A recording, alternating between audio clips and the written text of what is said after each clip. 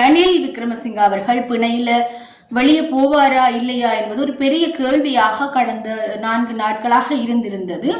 அதற்கு முதல் இன்றைக்கு அவர் நீதிமன்றத்திற்கு முன்னிலையாகுவாரா இல்லையா என்பது இன்னுமே ஒரு பெரிய கேள்வியாக இருந்திருந்த நிலைமையில இன்றைய தினம் ரணில் விக்ரமசிங்க அவர்களுக்கு கொழும்பு கோட்டை நீதிமன்றத்தால பிணை உத்தரவு வழங்கப்பட்டிருக்கின்றது. அதாவது 5 மில்லியன் ரூபாய் பெறுமதியான 3 சரீர பிணைகளின் அடிப்படையில் அவருக்கு பிணை உத்தரவு வழங்கப்பட்டிருக்கின்றது.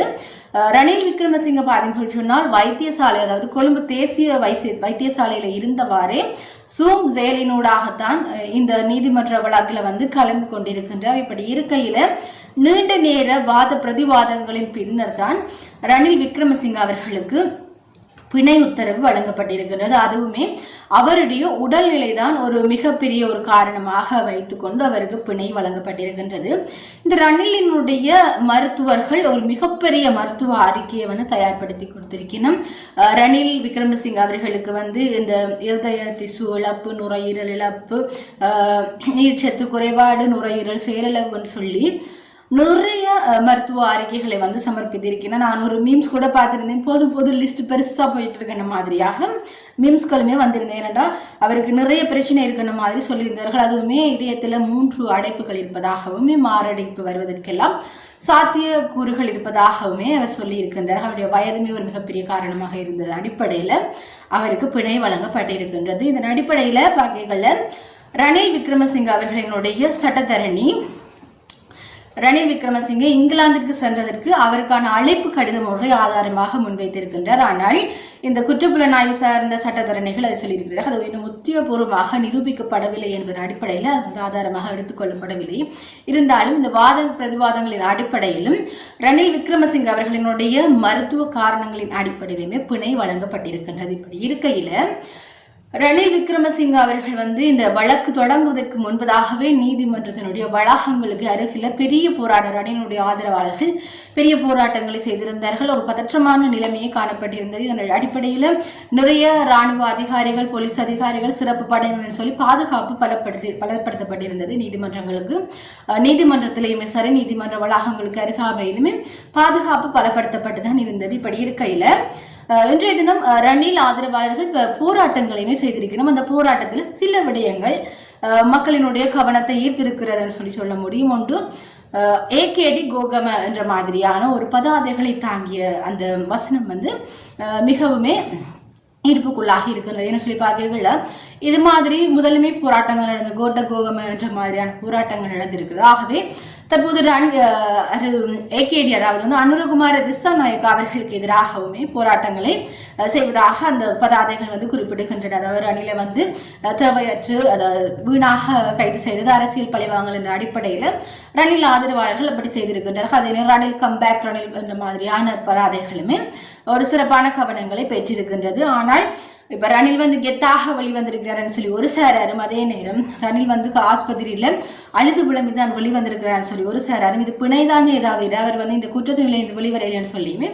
ஒவ்வொரு சாராருமே கதைத்துக் கொண்டிருக்கின்றார்கள். இப்படி இருக்கையில எதிர்கட்சி, அதாவது இந்த ரணில் விக்ரமசிங்கனுடைய கட்சி உறுப்பினர்கள் என்ன சொல்லியிருக்கிறோம், அதாவது ஐக்கிய தேசிய கட்சியினுடைய நாடாளுமன்ற உறுப்பினர் ரஞ்சித் மத்துக்கம பண்டாரா என்ன சொல்லியிருக்கிறாருன்னா, இனிமேத்தான் ஆட்டமே ஆரம்பமாக போகுதுன்னு சொல்லி இருக்கின்றார். அதாவது இன்றைக்கு நீதிமன்ற வளாகத்துல பிணை வழங்கப்பட்டதன் பின்னராக அவர் ஊடகங்களுக்கு செய்திகளும் கேட்கல, இனிமேத்தான் நாங்கள் ஏகேடிஎன் அதாவது அனுர அரசாங்கத்தினை வெளியேற்றுவதற்கான எல்லா வேலைப்பாடுகளையும் தாங்கள் செய்ய போவதாக சொல்லி இருக்கிறார். ஏன்னு சொல்லி பார்க்கல, இந்த அனுரவினுடைய அரசாங்கம், அதாவது என்பிபி முன்னைய காலங்களில் எவ்வளவு குற்ற செயல்களை செய்திருந்தது, எவ்வளவு மக்களை கொன்றது, வங்கிகளை கொள்ளையடித்து பேருந்துகளை எரித்தன்னு சொல்லி எவ்வளவு வேலைகளை செய்திருந்தது.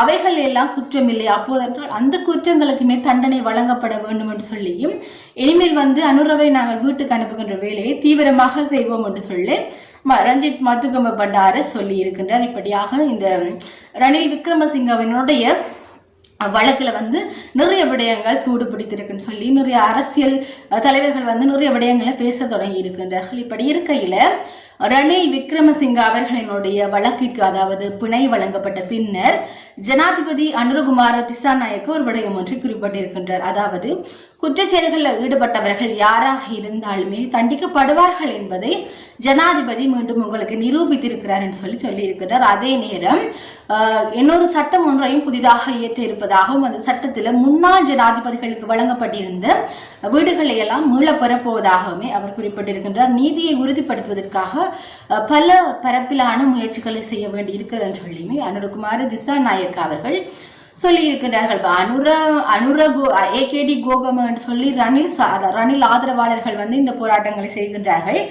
ஆனால் இந்த ஏகேடி அதாவது இந்த என்பிபி அரசாங்கத்திலே ஆதரவாளர்கள் என்று சொல்லினோம்னா உண்மையிலேயே என்ன விடயத்தை சொல்லி அவர்கள் வாக்கு பெற்று அரசாங்கத்தை கைப்பற்றினார்களோ அதே வேலையை செய்கிறார்கள். அதாவது குற்றவாளிகள் தண்டிக்கப்படுவார்கள், பாரபட்சம் பாராமல் யார் தவறு செய்திருந்தாலும் அவர்கள் சட்டத்திற்கு முன்னால் நிறுத்தப்படுவார்கள் என்று சொன்னது போலவே அவர்கள் செய்கிறார்கள் என்பதை ஒரு அனுரவனுடைய ஆதரவாளர்கள் கொண்டாடி கொண்டிருக்கின்றார்கள்.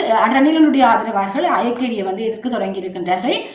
பொறுத்திருந்து பார்ப்போம். தற்போது ரணில் விக்ரமசிங்க அவர்கள் இங்கு இருக்கிறார்கள். அவர் இனி வீடு செல்வாரா, வைத்தியசாலையிலிருந்து கவனமாக வீடு செல்வாரா என்ற எல்லா விடயங்களையும் எனக்கு கிடைக்கப்படும் போது நான் உங்களுக்கு இச்சைப்படுத்துகிறேன் சொல்லிக்கொண்டு இன்றைக்கு இன்னும் ஒரு 4 பேருக்கு பிணை கிடைத்திருக்கின்றது. அவர்களுமே எங்களுக்கு நிச்சயமாக அந்த செய்திகளை நாங்கள் கேள்விப்பட்டிருப்போம். அதாவது முல்லைத்தீவு முத்தையன்கட்டில் ஒரு இளைஞர் கொலை செய்யப்பட்டு குளத்தில் போடப்பட்டிருப்பார். அந்த கொலையில நேரடியாக இராணுவத்தினர் சம்பந்தப்பட்டிருப்பதாக 4 இளைஞர்கள் 4 இராணுவத்தினர் கைது செய்யப்பட்டிருக்கின்றார்கள். அவர்களுக்கு முன்றைய தினம் பிணை வழங்கப்பட்டிருக்கின்றது. இன்றைய தினம் முல்லைத்தீவு நீதிமன்றத்தில் அந்த வழக்கு விசாரணைக்கு எடுத்துக்கொள்ளப்பட்டிருக்கின்றது. முல்லைத்தீவு நீதிமன்றத்தினுடைய நீதிபதி பிரதீபனுடைய தலைமையில இந்த வழக்கு விசாரணைக்கு எடுத்துக்கொள்ளப்பட்டிருக்கின்றது. அப்போது இந்த இளைஞனுடைய சார்பில் சட்டத்திரணி கங்காதரன் அந்த இளைஞனுடைய நியாயங்களை முன்வைத்திருக்கின்றார். நியாயங்களை முன்வைத்திருக்கின்றார். அதன் அடிப்படையில் பின்னர் அந்த 4 இராணுவத்தினருக்குமே பிணை வழங்கப்பட்டிருக்கின்றது. அந்த பிணையுமே கடும் நிபந்தனைகளுடன் தான் வழங்கப்பட்டிருக்கின்றது. அதாவது 4 இராணுவத்தினருமே தலா 3 லட்சம் சரீர பிணை பிணையோடும் அதே நேரம் அந்த சாட்சியங்களை ஒருபோதும் அச்சுறுத்தக்கூடாது என்று சொல்லியும் மற்றது வெளிநாடுகளுக்கோ வேறு எங்கும் பிரயாணம் செய்ய முடியாது நீதிமன்றத்தினுடைய அனுமதி இல்லாமல் என்று சொல்லிக்கலாம் இந்த இராணுவத்தினருக்கு பிணை வழங்கப்பட்டிருக்கின்றது. இதனுடைய வழக்கு வருகின்ற 9ஆம் மாதம் 30ஆம் தேதி இடம்பெறும் என்று சொல்லி நீதிமன்றத்தினால அறிவிக்கப்பட்டிருக்கின்றது. தொடர்ச்சியாக பொறுத்திருந்து பார்ப்போம். ரணில் விக்ரமசிங்கனுடைய இந்த வழக்கு பார்த்தீங்கன்னு சொன்னால் அக்டோபர் மாதம் 29ஆம் தேதி விசாரணைக்கு வருகின்றது. பார்ப்போம் இந்த விடயத்துல யார் உண்மையிலேயே குற்றவாளின்னு சொல்லி நிச்சயமாக தெரியும். யார் இந்த நாட்டில் அரசாங்கத்தின் பணத்தை பாவிக்காம இருந்தால் தான் அது அதிசயமான விடயம். அதை பாவிச்சிருந்தால் அது சாதாரண விஷயம்தான். நாங்கள் பொறுத்திருந்து பார்ப்போம் இந்த விடயத்தில் இந்த மாதிரியாக வழக்கு நகரப் போகின்றது என்ற எல்லா விடயங்களையும் நான் உங்களுக்கு இச்சைப்படுத்துகின்றேன். நாளைக்கு இன்னும் ஒரு செய்தி தொகுப்பு காணொலியோடு நான் உங்களை சந்திக்கின்றேன். நான் உங்களுடைய சுவன்யா.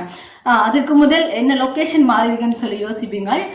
நான் என்னுடைய சொந்த ஊரான யாழ்ப்பாணத்துக்கு வந்திருக்கிறேன். அதனால் இங்கே திடீரென்று எந்த அட்ஜஸ்ட்மெண்ட்டும் செய்ய முடியலை. அதனால தான் உங்களுக்கு லொக்கேஷன் மாறி இருக்கும். அதை உங்களோட பகிர்ந்து கொள்ள நினைத்துக்கொண்டேன். நன்றி.